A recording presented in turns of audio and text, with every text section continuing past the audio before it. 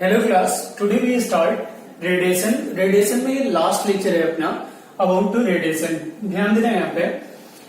देखो last lecture में याद हो आपको तो बीन्स डिस्प्लेसमेंट लॉ अपन ने पढ़ा था। क्या पढ़ा था? Beans displacement law. उसी पे बेस्ड प्रॉब्लम है, तो एक बार समझना है यहाँ पे बीन्स डिस्प्लेसमेंट लॉ क्या होता है। यहाँ पे बीन्स डिस्प्लेसमेंट लॉ, ठीक है। देखो बीन्स डिस्प्लेसमेंट लॉ में आपको बोलूं मैं, तो यहाँ पे बीन्स डिस्प्लेसमेंट लॉ का ये मीनिंग रहेगा कि अगर किसी भी बॉडी का, मान लो वो कोई भी ब्लैक बॉडी है, उससे रेडिएशन यहाँ पे निकल रहा है, बस नहीं आ रहे ना, तो क्या होता है कि टेम्परेचर उस बॉडी का T है और उससे जो भी रेडिएशन वो भी मैक्सिमम इंटेंसिटी पे, ध्यान देना है यहाँ पे, at maximum intensity. Wavelength of the radiation is lambda m। तो दोनों का प्रोडक्ट याद करो, दोनों का प्रोडक्ट यहाँ पे टेम्परेचर ऑफ द बॉडी, और दूसरा क्या होता है यहाँ पे वेवलेंथ ऑफ द बॉडी या wavelength of the radiation of the body at maximum intensity. दोनों का अगर प्रोडक्ट देखा जाए तो एक कांस्टेंट के बराबर आता है। और ध्यान दे रहे हैं ये कांस्टेंट क्या कहलाता है यहाँ पे, बीन्स कांस्टेंट या बीन कांस्टेंट। और बीन कांस्टेंट का वैल्यू अगर देखा जाए तो क्या होगा यहाँ पे 2.88 इंटू 10⁻³ और इसका यूनिट क्या होता है, मीटर केल्विन। याद हो तो क्या होगा यहाँ पे मीटर केल्विन। कैसे मीटर केल्विन होगा? देखो ये वेवलेंथ है, लेंथ का क्या होता है ऐसा यूनिट, तो डेफिनेटली क्या होता है, मीटर होता है। टेम्परेचर का ऐसा यूनिट क्या होगा, तो केल्विन होगा। तो दोनों का अगर ऐसा यूनिट, मतलब दोनों का प्रोडक्ट देखा जाए तो कांस्टेंट के बराबर आ रहा है। दोनों का यूनिट अगर रखोगे तो एक का मीटर आ रहा है और दूसरे का क्या आ रहा है यहाँ पे, केल्विन। तो क्या हो जाएगा, मीटर केल्विन। इतना क्या समझ में आ रहा है क्या? तो ध्यान देना, ये कल समझाया था। और ये ध्यान देना, ये वेवलेंथ कब है, जब बॉडी मैक्सिमम इंटेंसिटी रिलीज करता है। The wavelength of the radiation at maximum intensity, इसका मीनिंग याद रखना है इतना, ठीक है। अगर इस चीज को नोट कर लिया हो आपने, ध्यान देना यहाँ पे बच्चे, अगर इसको नोट कर लिया हो आपने तो यहाँ पे प्रॉब्लम पे नोट क्या करना, मतलब ये ऑलरेडी आपने पढ़ा था लास्ट लेक्चर में। तो ध्यान देना यहाँ पे इस पे बेस्ड प्रॉब्लम है बीन्स डिस्प्लेसमेंट लॉ पे। If the light from the sun, ध्यान से सुनना, if the light from the sun is found to have maximum intensity near the wave of wavelength of 480 nanometer, calculate the temperature of the surface of the sun. और यहाँ पे चार option दे रखे हैं।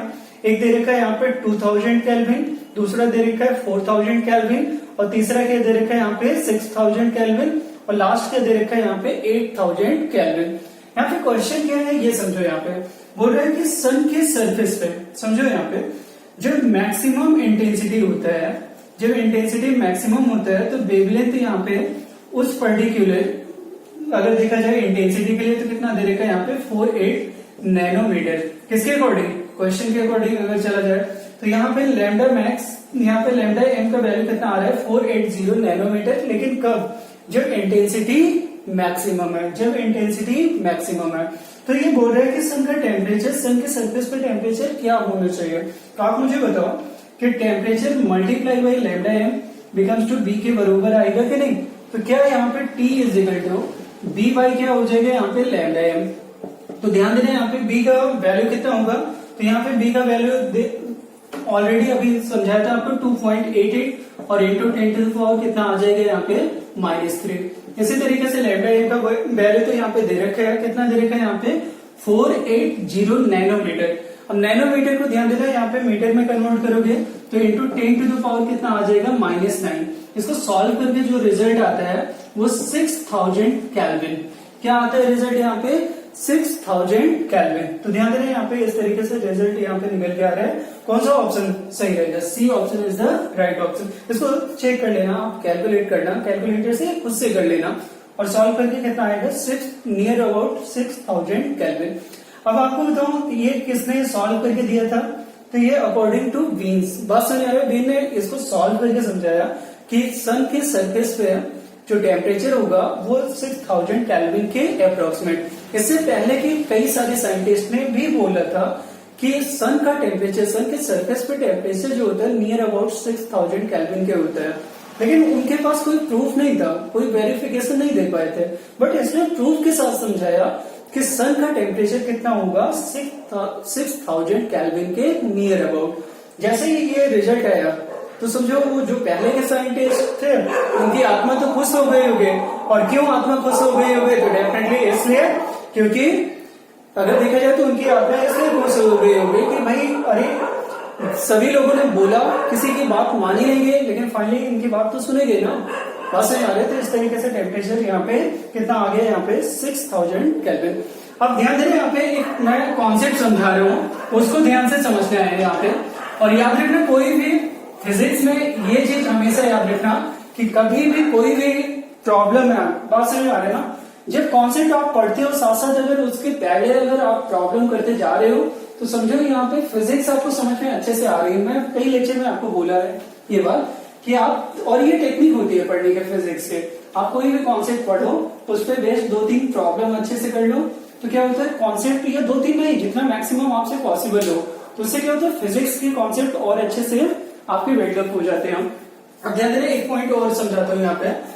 देखो कल मैंने समझाया था ग्राफ, याद हो तो ग्राफ समझा था मतलब कल in the sense last lecture में। तो उसमें क्या समझा था यहाँ पे कि इंटेंसिटी वर्सेस क्या होता है, यहाँ पे वेवलेंथ का ग्राफ बनाओगे, इंटेंसिटी वर्सेस वेवलेंथ का अगर ग्राफ प्लॉट करते हो तो ध्यान देना ग्राफ कुछ इस तरीके से आता है। याद हो तो ग्राफ क्या होता है, इस तरीके से आता है। लेकिन याद रखना ये जो पर्टिकुलर वेवलेंथ है ना, ये पर्टिकुलर वेवलेंथ क्या होता है लैम्डा एम। लेकिन कब, जब इंटेंसिटी का वैल्यू क्या होता है यहाँ पे मैक्सिमम।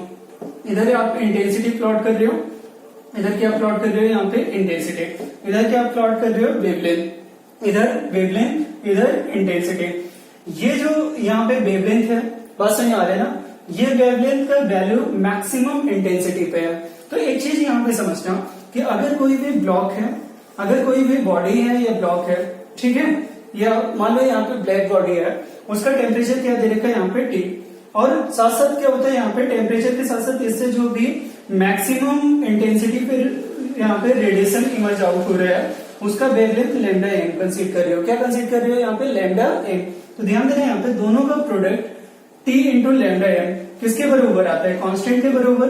किसके अकॉर्डिंग, यहाँ पे बीन्स लॉ के अकॉर्डिंग या बीन्स डिस्प्लेसमेंट लॉ के अकॉर्डिंग। तो यहाँ पे T into lambda M is equal to कितना आ रहा है, यहाँ पे B आ रहा है, तो V के इक्वल आएगा। तो अगर यहाँ पे ऐसे आपसे क्वेश्चन पूछा जाए कि देखो पहले तो ये समझो, यहाँ पे इसको प्रॉब्लम मैं इस पे समझा रहा हूँ, क्या यहाँ पे ये T इज इनवर्सली, क्योंकि ये कांस्टेंट है तो T is inversely proportional to lambda M होगा कि नहीं। कहने का मतलब क्या होता है कि जो यहाँ पे वेवलेंथ होगा, जो वेवलेंथ है मैक्सिमम इंटेंसिटी पे है, उसका वैल्यू अगर ज्यादा है तो याद रखना बॉडी का टेम्परेचर डेफिनेटली कम होगा। अगर बॉडी का टेम्परेचर मैक्स है तो जो मैक्सिमम इंटेंसिटी पे रेडिएशन का वेवलेंथ होगा उसका वैल्यू कम होगा। क्या इतना समझ में आ रहा है? अगर ये समझ में आ रहा है तो यहाँ पे आपको एक ग्राफ में समझा रहा हूँ, इस पे आपको समझाना है क्या टेम्परेचर पे रेडिएशन होगा, बस ये समझना है। यहाँ पे ये ग्राफ जो है इधर इंटेंसिटी है और इधर क्या होता है यहाँ पे वेवलेंथ। अब ग्राफ इस तरीके से मैं प्लॉट कर रहा हूँ, एक दूसरा है यहाँ पे इस तरीके से है यहाँ पे, ठीक है, और थर्ड क्या होता है यहाँ पे इस तरीके से ग्राफ दिया है। बात समझ आ रहा है, थर्ड ग्राफ इस तरीके से गिवन है, ठीक। यहाँ पे 3 ग्राफ ऐसे, एक मिनट इसको इस तरीके से मैं 2 पे एक्सप्लेन कर रहा हूँ, उसको समझ में आ जाएगा आपको। मान लो यहाँ पे इंटेंसिटी को इधर प्लॉट किया और इधर क्या होता है वेवलेंथ है। एक ग्राफ इस तरीके से दे रखा है, ठीक है, और दूसरा ग्राफ दे रखा है यहाँ पे इस तरीके से, ठीक। अब यहाँ पे दोनों ग्राफ में एक चीज आप नोटिस करोगे तो यहाँ पे लैम्डा m1 ये क्या होगा, यहाँ पे लैम्डा m2 मान लो ये, ठीक है, और ये चीज क्या होता है यहाँ पे इसका पीक वैल्यू है, ये क्या होता है यहाँ पे लैम्डा m1, ये क्या होगा यहाँ पे लैम्डा m1। ध्यान देना यहाँ पे ये क्या हो जाएगा यहाँ पे लैम्डा m1। पास में आ रहा है ये क्या होता है यहाँ पे लैम्डा m1 है। तो ये ध्यान देना यहाँ पे इंटेंसिटी का वैल्यू इसके अकॉर्डिंग होगा। अब यहाँ पे इस 2 ग्राफ गिवन थे, 2 ग्राफ गिवन है, देखो यहाँ पे 2 ग्राफ दिए है कि नहीं, एक ग्राफ तो ये रहा और दूसरा ग्राफ ये दे रखा है, ठीक है। अब दोनों ग्राफ में एक कॉमन यहाँ पे बात नोट करना है हमें, यहाँ पे दोनों ग्राफ के लिए। ये मान लो यहाँ पे ये वाला ग्राफ क्या होता है यहाँ पे सेकेंड है और ये क्या होता है यहाँ पे फर्स्ट। समझो यहाँ पे क्या बोल रहा हूं मैं, ये ग्राफ फर्स्ट है और ये क्या होता है यहाँ पे सेकंड। ये ग्राफ अगर समझ में आ जाएगा तो आपको तो नीट और जेईई पे ऑब्जेक्टिव टाइप के क्वेश्चन बनता है और समझे एक क्वेश्चन आ जाता है इसी पे बेस्ड पूरा। अगर इस ग्राफ में जो फर्स्ट ग्राफ है ये वाला जिसका इंटेंसिटी मैक्सिमम है उसका टेम्परेचर T1 बोल रहे हो, उसका टेम्परेचर क्या बोल रहे हो यहाँ पे T1, दूसरे का टेम्परेचर कितना बोल रहे हो यहाँ पे T2। तो आप बताओ λ1 λ2 में किसका वैल्यू ज्यादा होगा, तो डेफिनेटली समझ में आ रहा होगा। देखो इसका रेंज कम है, इसका रेंज ज्यादा है, भाई इधर बढ़ोगे तो लैम्डा का वैल्यू बढ़ता है कि नहीं, तो डेफिनेटली ये चाहे λm लिखो या λ2 लिख दो, इतना तो आपको समझ में आ ही जाता है ना। और ये क्या होता है λ1, तो क्या यहाँ पे λ2 का वैल्यू λ1 से ज्यादा है कि नहीं है, यहाँ पे λ2 का वैल्यू क्या होगा λ1 से ज्यादा होगा। अगर λ1 से ज्यादा होगा तो यहाँ पे क्वेश्चन क्या है कि इस ग्राफ को देख के आपको बताना है T1 is greater than T2 या T2 is greater than T1, कौन सा ऑप्शन सही होगा, ए, दूसरा क्या होता है यहाँ पे बी, कौन सा राइट है कौन सा रॉन्ग है। अब देखो ये ग्राफ देख के आपको नहीं समझ में आएगा कि कौन सा राइट होगा कौन सा यहाँ पे रॉन्ग होगा। बेस्ट है कि इस मेथड को अप्लाई करो। अब इसमें देखो यहाँ पे जिस ग्राफ का लैम्डा क्या होगा मैक्स, देखो दो ग्राफ हैं तो मतलब दो बॉडी के लिए बनाए गए होंगे या एक ही बॉडी का बनाया गया होगा ग्राफ, लेकिन टू डिफरेंट टेम्परेचर पे एक ही बॉडी का ग्राफ होगा लेकिन टू डिफरेंट टेम्परेचर पे होगा। तो मैं कहने का मतलब क्या होता है यहाँ पे कि अगर देखा जाए तो λ2 इज ग्रेटर देन λ1, तो यहाँ पे T is inversely proportional to lambda, जिसका वेवलेंथ ज्यादा उसका टेम्परेचर कम, जिसका वेवलेंथ ज्यादा उसका टेम्परेचर कम। तो यहाँ पे वेवलेंथ सेकंड का ज्यादा तो यहाँ पे टेम्परेचर सेकंड का कम होगा। तो कौन सा ऑप्शन सही होना चाहिए, first option is the right option. तो ध्यान देना एक प्रॉब्लम ही था एक तरीके से कि ग्राफ देख के कभी कभी आ जाता है कि ग्राफ देख के आपको आइडेंटिफाई करना होगा कि यहाँ पे टेम्परेचर का वैल्यू किसके लिए, या आपको हो सकता है टेम्परेचर का दे रखा हो कि भाई T1 is greater than T2, तो आप बताओ यहाँ पे λ1 λ2 का रिलेशन क्या बन सकता है, तो हो सकता है इस तरीके से दिया हो, दूसरा λ1 माइनस λ2, तीसरा दोनों के इक्वल, और फोर्थ ऑप्शन दे दिया हो नन ऑफ दिस। तो ध्यान देना ऐसे प्रॉब्लम आते हैं तो ये ट्रिक आपको अप्लाई करना है वीन्स डिस्प्लेसमेंट लॉ के अकॉर्डिंग। इतना क्या समझ में आया, तो ध्यान देना यहीं पे रेडिएशन टॉपिक अपना एंड होता है, ये लास्ट लेक्चर था।